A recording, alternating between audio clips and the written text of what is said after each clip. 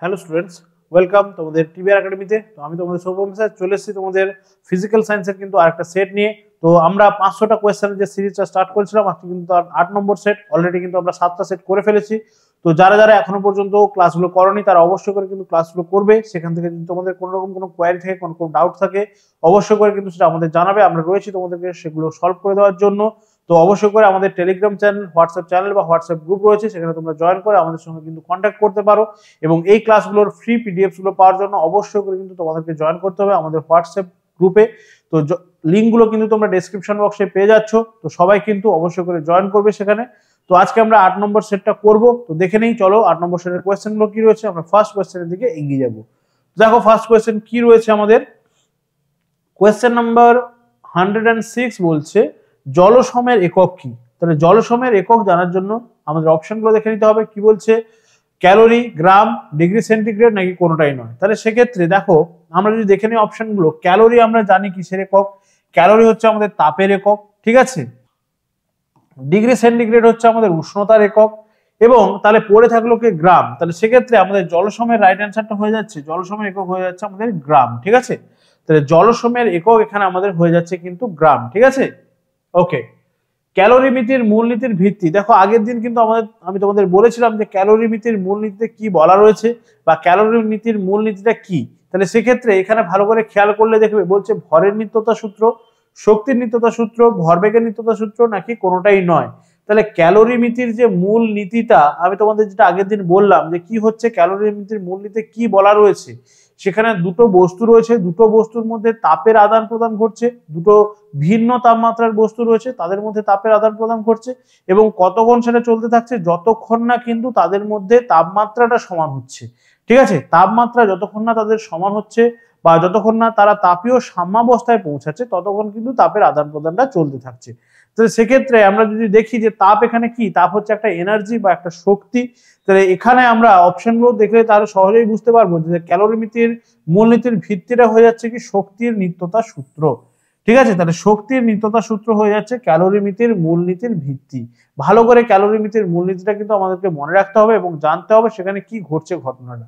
ওকে, চলো তাহলে নেক্সট আমরা চলে যাব কোয়েশ্চেন নাম্বার 108। বলছে কি তামার আপেক্ষিক তাপ। তামার আপেক্ষিক তাপ কি বলছে, 0.03, 0.09, 1 নাকি কোনোটাই নয়। তাহলে আপেক্ষিক তাপগুলো কিন্তু আমাদের একটু মনে রাখতে হবে। তাহলে তামার ক্ষেত্রে আপেক্ষিক তাপ কিন্তু আমাদের হয়ে যাচ্ছে অপশন বি 0.09। 0.09 হয়ে যাচ্ছে কিন্তু এখানে তামার আপেক্ষিক তাপ। ওকে, নেক্সট কোয়েশ্চেন আমরা চলে যাব। নেক্সট কোয়েশ্চেন কি বলছে আমাদের এখানে, বলছে ডাক্তারি থার্মোমিটার। ডাক্তারি থার্মোমিটার বলছে কি প্রকৃতির হচ্ছে। এখানে বলছে দেখো ফারেনহাইট প্রকৃতির, সেলসিয়াস প্রকৃতির, কেলভিন প্রকৃতির নাকি কোনোটাই নয়। তাহলে ডাক্তারি থার্মোমিটার কি প্রকৃতির, সাধারণ কথায় বলতে গেলে আমরা জ্বর হলে যেই থার্মোমিটার দিয়ে আমাদের জ্বরটা মাপি বা আমাদের শরীরের তাপমাত্রাটা মাপছি, টেম্পারেচারটা মাপছি, সেটা কি ধরনের থার্মোমিটার হয়। তাহলে ডাক্তারি থার্মোমিটার কিন্তু জেনারেলি কি হচ্ছে, ডাক্তারি থার্মোমিটার ফারেনহাইট প্রকৃতির হচ্ছে। ডাক্তারি থার্মোমিটারটা জেনারেলি ফারেনহাইট প্রকৃতির হচ্ছে, এবং এখন কিন্তু বর্তমানে সেলসিয়াস প্রকৃতিরও কিছু কিছু থার্মোমিটার পাওয়া যাচ্ছে, ঠিক আছে। কিন্তু আমাদের এখানে পরীক্ষাতে কোয়েশ্চেন হলে আমরা কিন্তু অ্যান্সার করব ফারেনহাইট প্রকৃতির, ঠিক আছে। জেনারেলি ফারেনহাইট প্রকৃতির হয়। তো জেনে রাখতে হবে এই যে ডাক্তারি থার্মোমিটার এর হচ্ছে বা ফারেনহাইট প্রকৃতির যেটা হচ্ছে, এর ক্ষেত্রে আমাদের আপার লিমিট আর লোয়ার লিমিটটা মনে রাখতে হবে। ঊর্ধ্ব স্থিরাঙ্ক এবং নিম্ন স্থিরাঙ্ক কত হয়েছে সেটা আমাদেরকে কিন্তু মনে রাখতে হবে। তাহলে আমরা দেখে নেব 94 ডিগ্রি ফারেনহাইট থেকে এর উচ্চ স্থিরাঙ্ক হচ্ছে 108 ডিগ্রি ফারেনহাইট, ঠিক আছে। এইটা হচ্ছে কিন্তু এর নিম্ন স্থিরাঙ্ক এবং উচ্চ স্থিরাঙ্ক। এবং এই আমাদের যে ফারেনহাইট রয়েছে, এখানে যদি আমরা দেখি আমাদের body temperature, normal body temperature কত হচ্ছে, মোটামুটি 98.4 ডিগ্রি ফারেনহাইট হচ্ছে নর্মাল বডি টেম্পারেচার আমাদের, ঠিক আছে। তাহলে ঊর্ধ্ব স্থিরাঙ্ক, নিম্ন স্থিরাঙ্ক এবং তার সঙ্গে সঙ্গে আমাদের নর্মাল বডি টেম্পারেচারটাও কিন্তু মনে রাখতে হবে। নর্মাল আমাদের যে স্বাভাবিকভাবে আমাদের দেহের যে উষ্ণতা, সেটাও কিন্তু আমাদেরকে মনে রাখতে হবে, ঠিক আছে। আচ্ছা, এবারে আমি যদি বলি সেলসিয়াস ক্ষেত্রে বা সেলসিয়াস থার্মোমিটারের ক্ষেত্রে, তাহলে ব্যাপারটা কেমন হবে। তাহলে সেলসিয়াস যেটা থার্মোমিটার রয়েছে আমাদের, সেক্ষেত্রে যদি আমরা দেখি আমাদের নর্মাল যে দেহের যে উষ্ণতা সেটা হচ্ছে 37 ডিগ্রি সেন্টিগ্রেড হচ্ছে।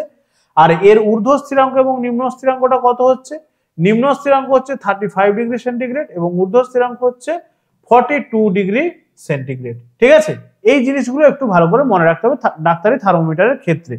ঠিক আছে, তাহলে ডাক্তারি থার্মোমিটারটা কিন্তু আমাদের হয়ে যাচ্ছে জেনারেলি ফারেনহাইট প্রকৃতির, বর্তমানে কিন্তু সেলসিয়াস প্রকৃতির পাওয়া যাচ্ছে, কিন্তু অ্যান্সার যখন আমাদেরকে করতে বলবে আমরা কিন্তু ফারেনহাইটটাই অ্যান্সার করব। ফারেনহাইটের ক্ষেত্রে নিম্ন স্থিরাঙ্ক হয়ে যাচ্ছে 94 ডিগ্রি ফারেনহাইট এবং ঊর্ধ্ব স্থিরাঙ্ক হয়ে যাচ্ছে 108 ডিগ্রি ফারেনহাইট। ঠিক আছে, এবারে আমরা যদি দেখি এর যে আমাদের নর্মাল বডি টেম্পারেচার বা আমাদের স্বাভাবিক দেহের উষ্ণতা ফারেনহাইট স্কেলে কত হয়ে যাচ্ছে 98.4, মোটামুটি এটা আমাদের হয়ে যাচ্ছে 4 বা 6, কোনো কোনো এইভাবে কিন্তু একটু ডিফার করে। তো এটা হয়ে যাচ্ছে আমাদের এখানে ফারেনহাইটের ক্ষেত্রে। আর সেলসিয়াসের ক্ষেত্রে আমরা দেখে নেবো কি নিম্ন স্থিরাঙ্ক হচ্ছে 35 ডিগ্রি সেন্টিগ্রেড, ঊর্ধ্ব স্থিরাঙ্ক হয়ে যাচ্ছে 42 ডিগ্রি সেন্টিগ্রেড এবং তার যে নর্মাল বডি টেম্পারেচার আমাদের হিউম্যান বডির ক্ষেত্রে সেটা হয়ে যাচ্ছে 37 ডিগ্রি সেন্টিগ্রেড। ঠিক আছে, চলো নেক্সট কোয়েশ্চেনে আমরা চলে আসবো।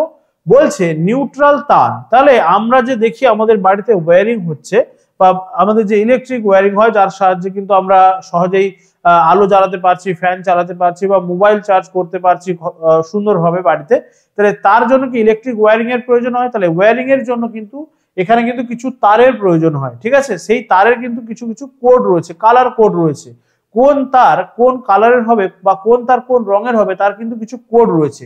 তাহলে এখানে দিয়েছে দেখো নিউট্রাল তার যেটা আমাদের হয়, এই নিউট্রাল তারটা কি রঙের হচ্ছে? অপশন দিয়েছে দেখো কালো বা হালকা নীল রঙের, অপশন বি তে দিয়েছে দেখো লাল রঙের এবং অপশন সি তে দিয়েছে দেখো সবুজ রঙের। তাহলে রাইট অ্যান্সারটা কি হয়ে যাবে এখানে? নিউট্রাল তার কোনটা হচ্ছে? নিউট্রাল তার দেখবে কালো রঙের বা হালকা নীল রঙের হয়, আমরা জেনারেলি দেখি কালো রঙের। ঠিক আছে, নিউট্রাল তারটা আমরা জেনারেলি দেখি কালো রঙের। ঠিক আছে, ওকে, তো এই কালো রঙের হয়ে যাচ্ছে নিউট্রাল তার।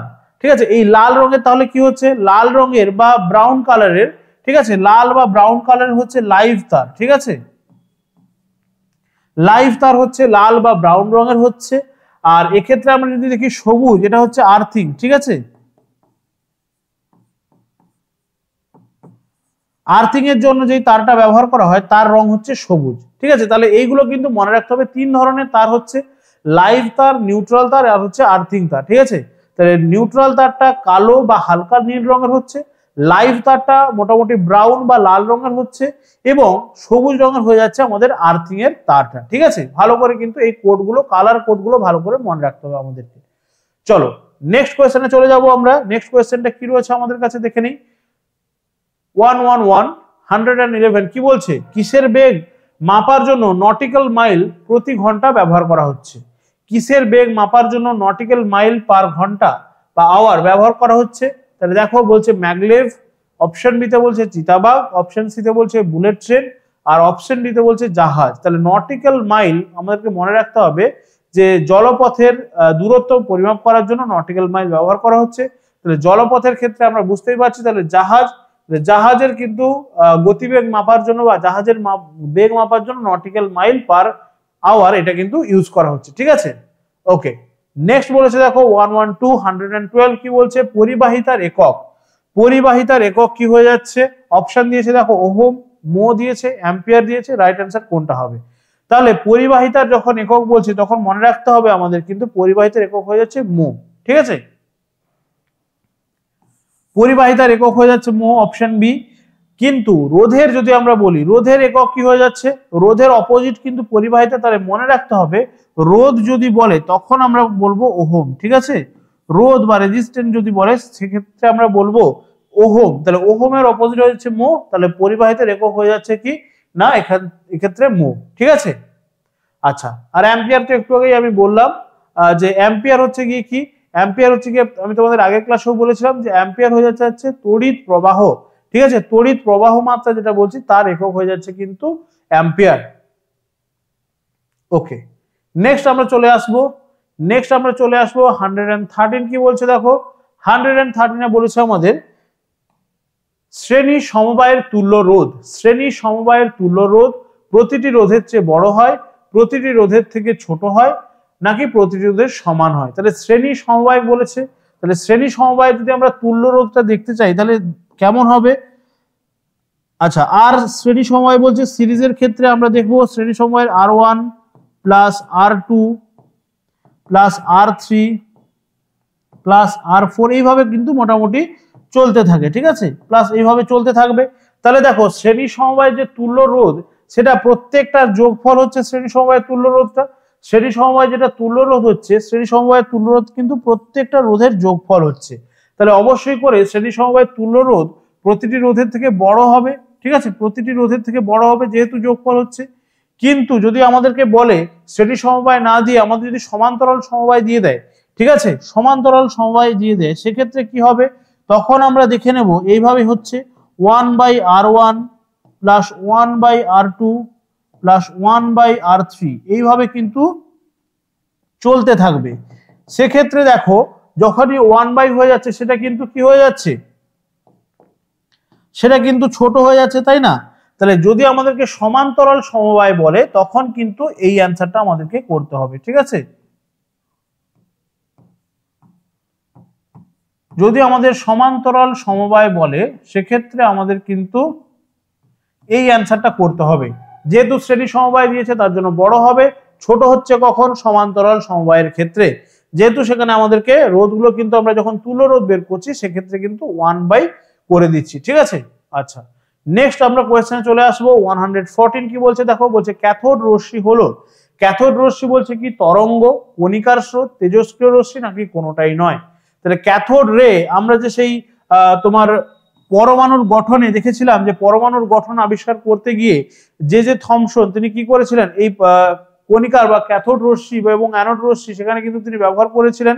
তাহলে সেক্ষেত্রে ক্যাথোড রশ্মিটা আমরা জানি এটা হচ্ছে গিয়ে কি কণিকার স্রোত, বা এটা হচ্ছে ক্যাথোড রশ্মি মানে আমরা জানি যে নেগেটিভ এটা রশ্মি, ঠিক আছে। এই কণিকার স্রোত বিটা কণা, আলফা কণা এবং গামা সেখানে আমরা দেখেছিলাম। তাহলে এখানে কিন্তু এই ক্যাথোড রশ্মি হয়ে যাচ্ছে কণিকার স্রোত, এটা কিন্তু কোনো তরঙ্গ বা তেজস্ক্রিয় রশ্মি কিন্তু নয়, ঠিক আছে। ওকে, নেক্সট বলেছে দেখো 115 ভরহীন কোনটি, ঠিক আছে, কোনটি হচ্ছে ভরহীন, আলফা রশ্মি, বিটা রশ্মি, গামা রশ্মি নাকি কোনোটাই নয়। আলফা হচ্ছে কি হিলিয়াম কণার স্রোত পজিটিভ, ঠিক আছে, আলফা রশ্মি হচ্ছে হিলিয়াম কণার স্রোত পজিটিভ, বিটা হচ্ছে নেগেটিভ, ঠিক আছে, বিটা হচ্ছে নেগেটিভ। আর গামা রশ্মি কিন্তু এখানে আমরা দেখে নেব যে গামা রশ্মির কিন্তু এখানে কোনো ভর নেই, গামা রশ্মির কিন্তু এখানে কোন রকম কোনো ভর নেই, এটা হচ্ছে গিয়ে কিন্তু নিউট্রাল, এ কিন্তু সোজা ভাবে বেরিয়ে চলে গেছিল, আমরা দেখেছিলাম, ঠিক আছে। চলো ওকে, নেক্সট কোয়েশ্চেন আমরা চলে আসবো, কোয়েশ্চেন নাম্বার 116 কি রয়েছে দেখো, বলছে এক্স রশ্মি এবং গামা রশ্মির ভেদন ক্ষমতা কার বেশি। এক্স রশ্মির থেকে গামা রশ্মির ভেদন ক্ষমতা বলেছে, এক্স রশ্মির থেকে গামা রশ্মির ভেদন ক্ষমতা কম, বেশি, সমান নাকি কোনোটাই নয়। তাহলে এক্স রশ্মির থেকে গামা রশ্মির ভেদন ক্ষমতা কিন্তু মনে রাখতে হবে অলওয়েজ বেশি হবে, ঠিক আছে। গামা রশ্মির ভেদন ক্ষমতা কিন্তু সবচেয়ে বেশি, গামা রশ্মির ভেদন ক্ষমতা সবচেয়ে বেশি, ঠিক আছে। তাহলে এক্স রশ্মি থেকে গামা রশ্মির ভেদন ক্ষমতা অবশ্যই করে বেশি হবে। এবারে তোমাদেরকে দেখো মেলাতে বলেছে 117 বলছে সঠিক শব্দটি মেলান, সঠিক শব্দটি তোমাদেরকে মেলাতে হবে।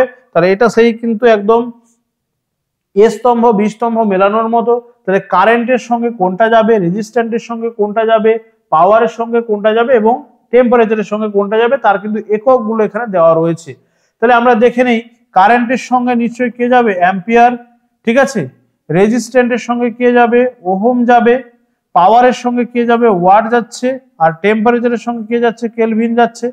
হলো, তাহলে দেখে নেব কোনটা হচ্ছে রাইট অ্যান্সার। 1 এর সঙ্গে 1, 2 এর সঙ্গে 1 এর সঙ্গে 2,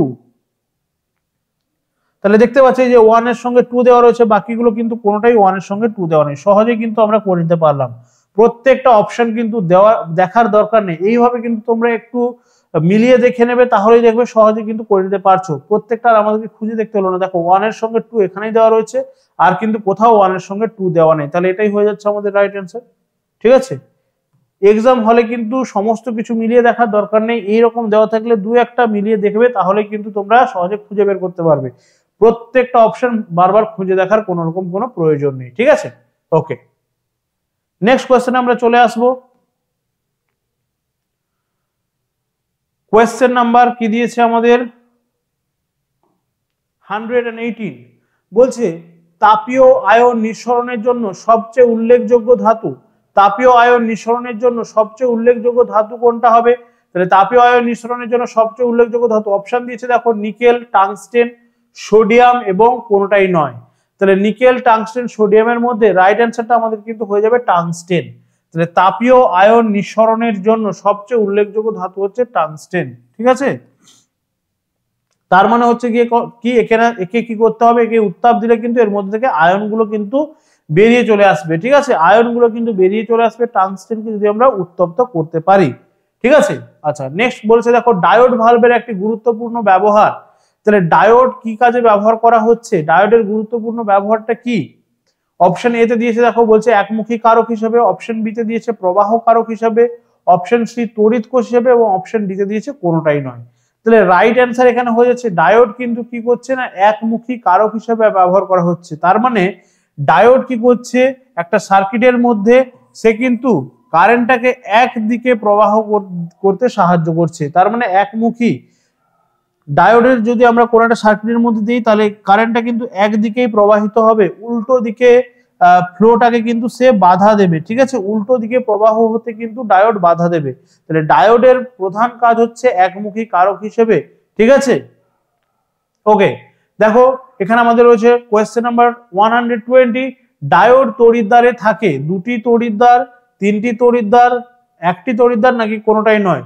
তাহলে ডায়োডের ক্ষেত্রে মনে রাখতে হবে ডায়োড কথাটা কিন্তু এসছে ওই ডায়োডের মানে হচ্ছে ডাই, এখানে একটা রয়েছে ডাই কথাটার অর্থ হচ্ছে দুটো। ঠিক আছে, ডায়োডের মধ্যে থাকছে দুটি তড়িৎদ্বার, ডায়োডের মধ্যে থাকছে দুটি তড়িৎদ্বার এবং ডায়োডের কাজটা কিন্তু মনে রাখতে হবে একমুখী কারক হিসেবে। ঠিক আছে, সে কিন্তু কি করতে পারছে না, ইলেকট্রিক কারেন্টটাকে একমুখী বা একদিকেই কিন্তু প্রবাহ করছে, উল্টো দিকে প্রবাহটা কিন্তু সে বাধা দিচ্ছে। ঠিক আছে, ওকে তো দেখো এই পর্যন্ত ছিল আজকের সেটটা তোমাদের। এরপরে তোমরা দেখতেই পাচ্ছ অ্যান্সার কিটা রয়েছে। তো এখান থেকে কিন্তু তোমরা নিজেরা প্র্যাকটিস করতে পারছো, এখান থেকে তোমরা কিন্তু অ্যান্সার গুলো দেখে নিতে পারবে এবং নিজেরা কিন্তু অ্যানালাইজ করতে পারবে। ঠিক আছে, তো সেক্ষেত্রে ক্লাসগুলো অবশ্যই করে তোমরা কিন্তু কন্টিনিউ করতে থাকো, ক্লাসগুলো কিন্তু তোমরা সবাই কিন্তু খুব অ্যাটেন্টিভলি করতে থাকো।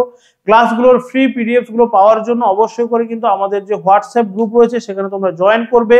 ক্লাসগুলো যেগুলো করছো সেখান থেকে কোনো রকম কোনো কোয়ারি থাকলে, কোনো রকম কোনো সমস্যা থাকলে, প্রবলেম থাকলে অবশ্যই করে কিন্তু আমাদের টেলিগ্রাম চ্যানেল, হোয়াটসঅ্যাপ চ্যানেল বা হোয়াটসঅ্যাপ গ্রুপ রয়েছে সেখানে তোমরা জয়েন হয়ে আমাদের সঙ্গে কিন্তু কন্ট্যাক্ট করতে পারো, আমাদের কাছে কিন্তু তোমরা পৌঁছাতে পারো। তো অবশ্যই করে তোমরা সেখানে জয়েন করবে এবং ক্লাসের ফ্রি পিডিএফ গুলো তোমরা কিন্তু গ্রুপে পেয়ে যাচ্ছ। তো আজকে এই পর্যন্তই, নেক্সট ক্লাসে কিন্তু তোমাদের সঙ্গে আবার দেখা হচ্ছে, আমি আরেকটা সেট নিয়ে তোমাদের সঙ্গে চলে আসবো। তো অবশ্যই করে কিন্তু সামনেই তোমাদের এক্সাম রয়েছে, সবাই কিন্তু ভালো করে প্র্যাকটিস করতে থাকো, ভালো করে পড়াশোনা করতে থাকো। আজকে এই পর্যন্তই, নেক্সট ক্লাসে দেখা হচ্ছে, টাটা, থ্যাংক ইউ।